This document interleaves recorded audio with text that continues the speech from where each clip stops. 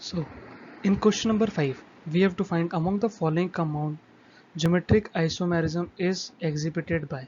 So, CSCl, CS3, CS3CS3, CSCl, CHCl, and CS2Cl. So, geometric isomerism means the structure is symmetric and don't have a achiral atom, achiral carbon. So, firstly, we will see this structure. So this structure performs like this, and this have the same compound name but different geometrical structure. So it possesses geometric isomerism. And if we see second, so second is CHCl and CH3CH2. So we can also perform achirality on this structure.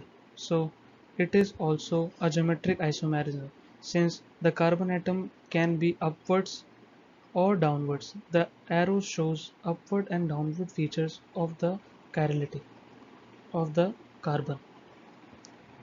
So the first and the second option are the correct options.